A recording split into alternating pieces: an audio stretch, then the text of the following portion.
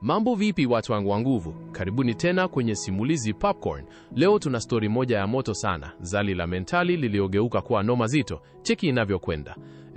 Manzi yetu hapa kapiga mlango wake kwa nguvu sana, blam, lakini hicho kitendo kimoja tu ndo kinaenda kumtoa kwenye ukapuku na kumfanya aogelee kwenye mkwanja mrefu kinoma. Ishu ilikuwa hivi, namba ya geto lake ilikuwa imelegea, ikashift kutoka namba 6 ikasomeka 9. Hapo ndo mchizi wa delivery akaleta mzigo kimakosa. Kumbe ule mizigo ulikuwa ni mtonyo wa kubeti kwenye mapambano ya ngumi za mtaani na uliachwa mlangoni kwake dola milioni 5 taslimu. Kwa mtu wa kawaida ambaye ndo kwanza kachinjiwa kibarwani, hii ilikuwa tobo la kusepa kurudi home na kula bata maisha yake yote. Lakini badala yake huyu manzi uoga ukamjaa, akaamua kufunga lile boksi na tepe bila kugusa hata senti 5, akaliweka tera nje ya mlango wake. Zali la mentali sasa, mpangaji mwingine akawa anapita mida hiyo, akajikwaa kwenye lile boksi. Kusikia kishindo, akataka kufungua mlango wa cheki kulikoni, lakini ule jirani akahisi anatoka kuchukua mzigo wake. Na hivyo ndo mzigo ukarudi tena kwenye mikono ya Akabaki anawaza, niweke akiwa bado anapiga hesabu, mara pop, mlango ukagongwa kwa fujo kinoma. Sauti nzito ya kibabe ikauliza kama kachukua mzigo ambao sio wake. Alikuwa tayari kuchana ukweli kwamba ameokota mzigo, lakini alivyomcheki ule msela dirishani, sura ya kazi mbaya, anatisha kinoma, sio mtu wa kumzingua kabisa. Alafu ishu nyingine, alishalifungua lile boksi. Wangegeuza kibao na kudai mtonyo umepungua, nani angemwelewa? Anaishi ghetto peke yake, hana beki wa kumsaidia, na ngumi zingetembea, lazima angekula kichapo. Baada ya kupiga hesabu za haraka haraka, akawasha uongo, akasema hajaona mzigo wowote.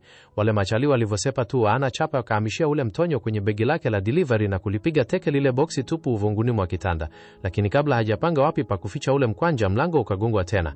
Kwa hofu akarusha lile begi pembeni, likaning'inia nusu kwenye kabati. Kabla hata hajafungua kitasa, wale masela wawili wakavunja mlango na kuzama ndani. Bila hata story, mmoja wao akamshushia konde zito la pua. Kumbe walirudi kwa sababu sauti ya ilikuwa inatetemeka alivyokuwa anapiga uongo, na alikuwa anakwepa macho, na mbaya zaidi alichelewa kinoma kufungua mlango. Walikuwa na uhakika 100% ameficha mkwanja mahali, hivyo akaanza kugeuza geto juu chini kumsachi. Akajikunja kwenye kona, uoga umemjaa, na sali kimya wasione ile chapaa, kwa sababu kusema kweli, msela mmoja akaikuta ile boksi tupu uvunguni, na muda huo lile begi lenye mtonyo likadondoka moja kwa moja kwenye miguu yake.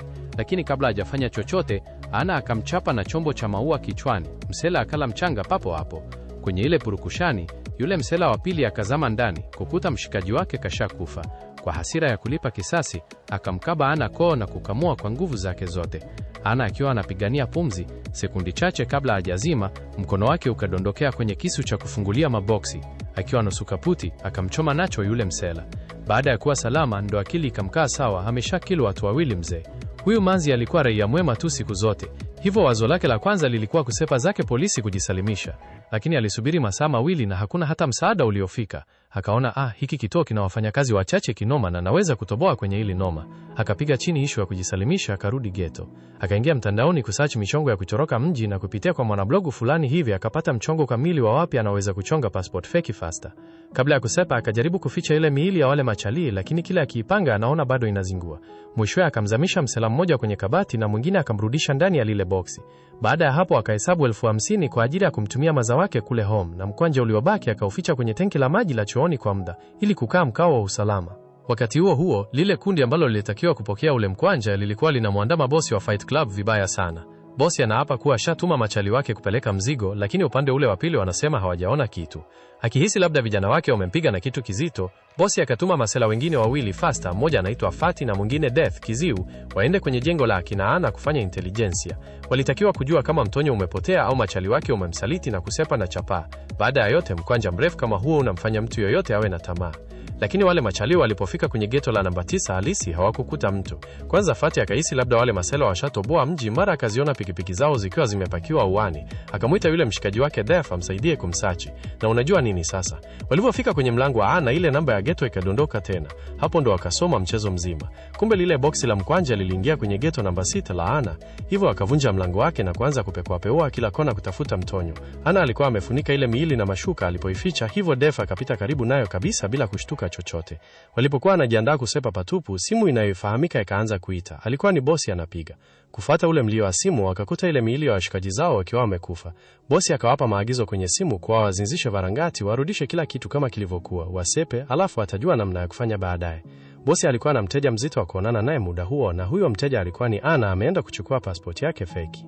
Bosi wa Fight Club akamcheki Ana, dem mpole, sura ya kimalaika, akaona huyu hana hata chembe ya uhalifu kama watu wanaodeal nao kila siku. Juu ya hiyo alikuwa akachanganyikiwa na ishu ya mtonyo wake kupotea, hivyo akajaribu kumkatisha tamaa, akamwambia passport zake feki zinagharimu mara 5 zaidi ya zile original. Kimsingi alikuwa anataka demo asepe ili afocus kwenye kusaka mkwanja wake. Lakini hata na ile bei mbaya Ana hakubisha. Akatoa hela bila maswali na wakaweka miadi ya kurudi saa 4 usiku kuchukua passport yake.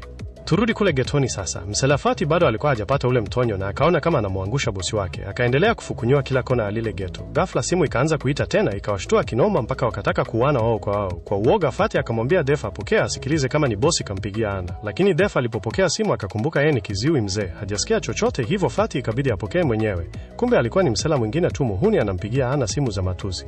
Fati akamchamba kinoma Def eti wametaka kuuana kwa sababu ya simu ya kijinga tu. Akihofia labda kuna noma nyingine inaweza kutokea, Fati akachukua picha Ana na kusepa zake kurudi kumpa ripoti boss.